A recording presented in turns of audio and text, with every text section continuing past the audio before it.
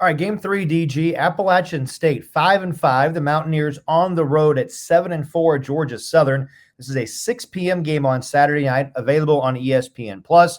The Eagles a 2-point home favorite in this long-standing rivalry. Yeah, the fifth-year App State coach, Sean Clark, we've talked a lot about him the latter half of this regular season. He deserves a lot of credit for leading the Mountaineers to that convincing 34-20 victory on the Mountaineers senior day over a really good James Madison team that had entered that game at Kidd Brewer Stadium with an 8-2 record. And now Coach Clark desperately needs another big win over another quality team because his job could depend on it. App State has had only 2 non-winning seasons in the last 30 years, and Sean Clark is already responsible for one of those just 2 years ago when the Mountaineers finished 6-6 and didn't play in the postseason because 2 of those 6 wins were over FCS teams, so they didn't qualify under the usual 6-victory rule. It may be difficult for Coach Clark to keep his job if his team finishes 5-6, given that context, because they'd be missing the postseason for the second time in 3 years.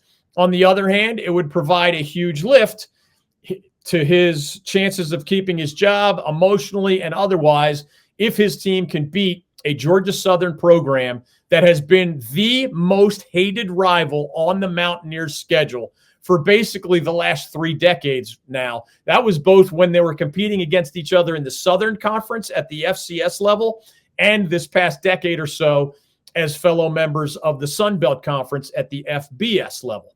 The nickname for the App State-Georgia Southern rivalry is, quote, deeper than hate. And there's an extra layer of emotion this year because the last thing Coach Clark needs right now is the impression that the Mountaineers program has fallen behind the Eagles program.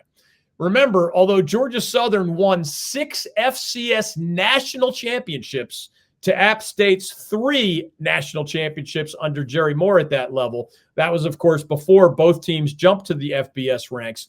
The pendulum has swung back in the Mountaineers' favor over these last 2 decades, really, that first decade being when they were still in FCS.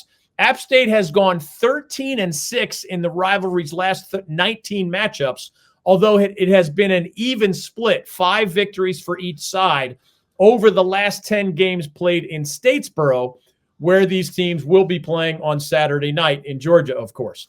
It will be the Eagles' senior night, and there's still a chance that Georgia Southern can make it to the Sun Belt Championship game. They need help, but they got to beat the Mountaineers for it to be a possibility. So in all likelihood, the Mountaineers are going to get the Eagles' best effort.